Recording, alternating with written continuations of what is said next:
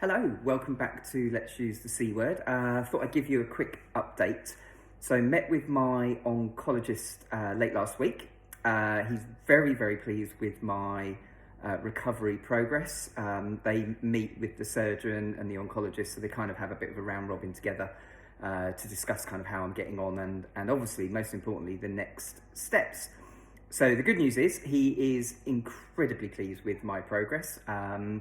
In terms of comparing as to people who've gone through similar, I'm doing really, really well. So very, very pleased about that. What that means is that I can go into round 2 of my chemotherapy. And this is an exact mirror image of what I had first time around. So I will have 4 sessions, split fortnightly. It's quite a full-on chemotherapy program. It's flopped. I don't know whether you remember, those that have been following me for a little while. It's exactly the same. It's a mirror image. So that will actually start on Thursday. So good news, because what that means is that will actually be only 8 weeks after my main surgery, which is fantastic. The closer you can get it to that surgery, the better the outcome in terms of the impact that the chemotherapy has. One of the things they do with the with everything that they remove during the surgery, they take it obviously across to the lab, and they do a lot of investigatory work on that. And one of the things that they do is they look at how responsive the tumour was to the chemotherapy. So in other words, first round. And there's 3 levels of that. There's non-responsive, moderate, and complete. Complete is very, very rare. Mine was on the moderate level, which is good. And effectively what that means is that the round that they're going to do next is something that's very useful because it gives the best chance of hopefully this never coming back again. So obviously touch wood. So what will happen is on Thursday I'll go through the first round, and then I'll have the home pump, which will continue the chemotherapy for a further 24 hours into Friday. And then I'll have a fortnight, and then exactly the same, we'll do the same again. Now, what I have been told is that I should expect for this round to be potentially a lot more challenging than the first round. And the main reason for that is, first round that I went into this, obviously I was fighting fit, other than having cancer, of course, but I was broadly speaking, I was fighting fit. And now I'm in a point of recovery from, well, actually the oncologist said one of the most significant surgeries that you can actually perform on somebody. So whilst I'm doing well, my body is obviously trying to do bits and bobs to continue that recovery. Once the chemotherapy starts, all of my reserves will be used to basically try and manage the chemotherapy process itself. And what that means is I will make no further recovery in terms of recovery from the surgery. Excuse me. Now, that's fine. It's as with all these things, it could be or it couldn't be really challenging. One of the things that I have been told is it's not actually unusual for people not to be able to go through with all 4 rounds. So what they do is they very much look after you. They'll keep a very close eye on me. They'll understand how I'm kind of coping with it, and then they'll make a call as to what we do. I will obviously do my very best to go through all 4, and I'll keep everybody informed and up to date as to how I'm progressing with that.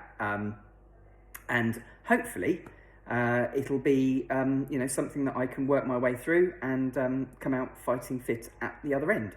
So what I've got to do today is I've got to pick up my pre-chemotherapy medication. Again, those that have been following me, these are the wonderful steroids that they give you that you take a day before, which previously gave me a wonderful bout of insomnia. So yeah, looking forward to that one. Now, obviously, there were other things that happened last time around, and everything that I've been told is to expect that each of those things to just be ramped up a bit. Tiredness is the one that they've said is probably the most significant.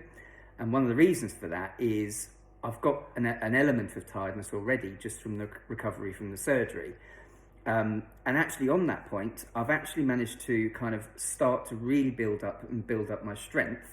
So beforehand, if roll back maybe kind of 3 weeks ago, possibly like that, I would be able to pick something to do in the days, but actually it was something as basic as kind of getting up, showering, shaving, etc. And then that would kind of be my physical activity for the day. And then actually it was very difficult for me to do much more. I'm at a point now where that I'm still on kind of being able to do one thing, broadly speaking, but that one thing is so much more significantly kind of more heavy going. So for example, I have managed to clean a car, obviously, and also I've been able to do a little bit of lifting. I've also had a swim as well. So there's what I'm able to do is actually so much more physical than it was before, but I am only able to do that kind of one thing, and then I kind of really feel like it's, I'm kind of worn out, a little bit out of breath. One of the things that is still hanging around a little bit is I've got this cough. I expect it's probably just something normal. We are going to get it checked out just to make sure. But that's something that particularly in the mornings I struggle with. And then outside of that, I'm doing really well. So the food part of the process is really going really well. And I'm able to eat, again, still very small portions, kind of 6 times a day. But those foods are getting more varied. So I'm actually starting to try different things and introduce different things into the diet. Doesn't always go according to plan. I do have some challenges in terms of how Digestion 2.0 manages it. But broadly speaking, we're moving massively in a good direction. So hopefully that will continue. What I was going to do next time is give you a little bit of a snapshot into the feed that I have overnight. What I'll do is I'll actually, when I'm going to plug in, I'll talk you through the process, and what we'll do is we'll kind of show you how the actual machine works, and then I'll talk you through things like the actual feed and how that works in a kind of what I have overnight. So I'll do that next time around. I'll also keep you informed as to how the chemotherapy progresses. So fingers crossed.